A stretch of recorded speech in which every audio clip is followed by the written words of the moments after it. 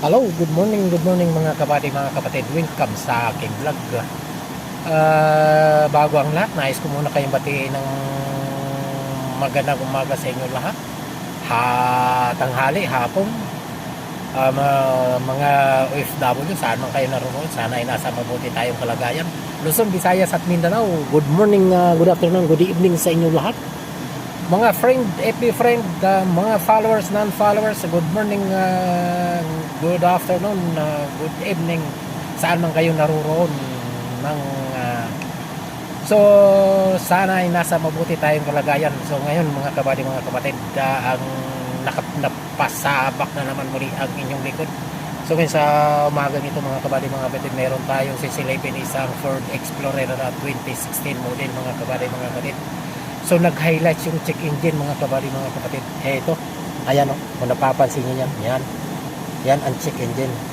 At saka ito yung tire monitoring mga kabady, mga kapatid. Pero yung na-check natin yung left side rear in tire is hindi parehas yung size. So yun ang yan possible na nag-highlight yung air pressure monitoring mga kabady, mga kapatid, kasi hindi parehas yung ng hangin. Okay, so ang tutukan natin itong check engine mga kabady, mga kapatid, kung anong sintomas sa dala niyan. So tara, punta na tayo sa mihiwaga nating red book mga kabady, mga kapatid. Punta lang tayo sa Ford. Ito Ford. So yan, okay lang natin. Parang mabilis na sa mayroon pa naghihintay na 3 unit mga kabady. Automatic search kagad mga kabady, mga kapatid. Saka na wala nang maraming pang explanation. Mikos na ito. Ang sinasabi, set ignition switch to on position to. Sinasabi kailangan na i-on lang daw natin. Huwag natin i-start yung sasakyan kasi ngayon naka-start ito siya mga kabady, mga kapatid. Okay, so yun, i-off natin mga kabady. Off muna natin ang AC. I-off muna natin ang AC mga kabady, mga kapatid. Then on switch o on ignition switch. So nakauna, okay.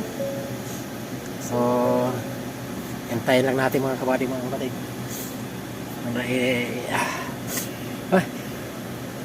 Ang sinasabi yung VIN number, itong VIN number yung chassis number mga kabady, mga kapatid. Yung model, yan model 2016 model mga kapatid. Vehicle Explorer, capacity is 3.5 liters, engine type is BIDCT. So fuel type gasoline, transmission automatic. Okay, transmission automatic, okay, correct. So yes natin mga kabady, mga kapatid.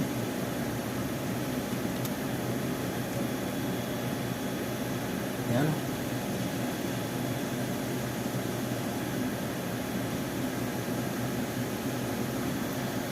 Ayan na, lumabas na.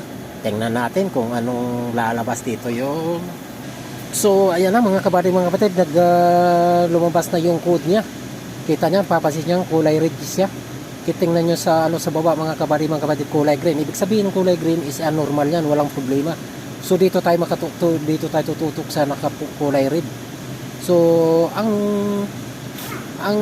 baka ito yung sintomas ng check engine. Steering wheel right switch pack. Yan.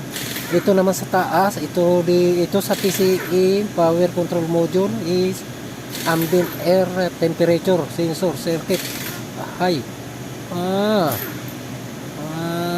Okay. So tapos sa AC naman, okay na yan sa AC. At saka ito ang madami sa body control, sa lighting ito mga kabady, mga kapatid. Pero i-try natin na isa-isahin natin ito mga kabady, mga kapatid, kung anong ayan. Papasok tayo sa special function kagad mga kabady, mga kapatid. Anong sinasabi dito? Factory keyless, ganyan. Engine immobilizer, bakit lead lamp driver module initialize, bakit program module installation primary DM is battery monitoring system reset. TPS tire. Dito tayo sa light, mga kapatid, kay ang sinasabi, this routine must be performed whenever a lead headlamp drive module or lamp is replaced. Okay, the lamp drive module must be initialized to the lamp in order for the BCM to accurately report from accurate lamp outside the refer to work. Okay, so yes, ignition on. Okay, yes. And then ano pa, anong sinasabi? So ito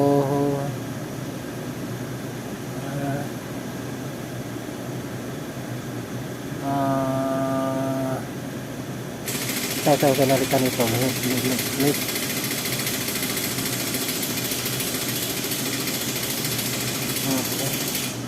So, try natin. Ay shit, mali. Wait lang, kamali tayo mga kapatid. Ulitin natin. So ignition on. Okay, and then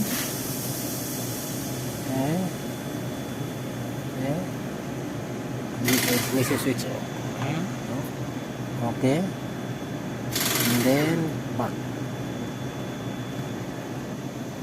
Yan, okay na, nag-ilaw na mga kapatid. So back to, and then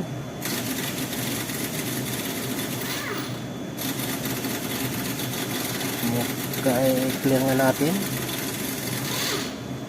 Oy,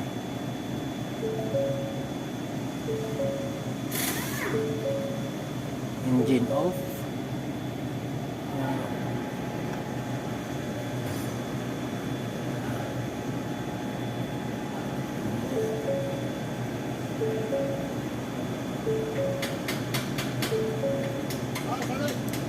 Yes.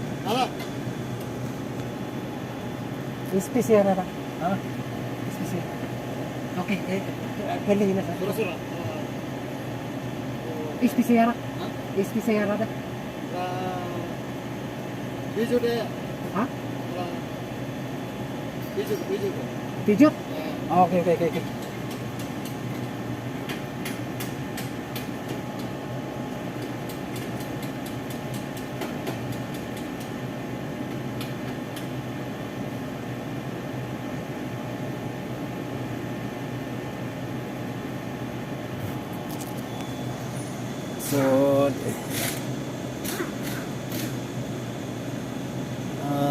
So easy.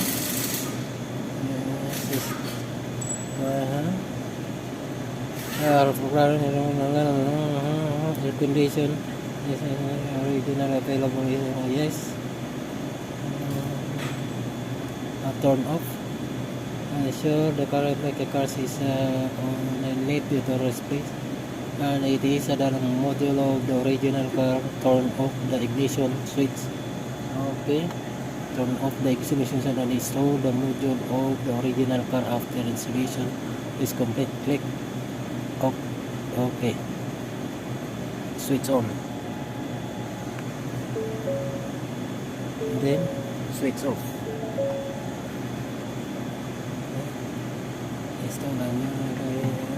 Okay na nga eh.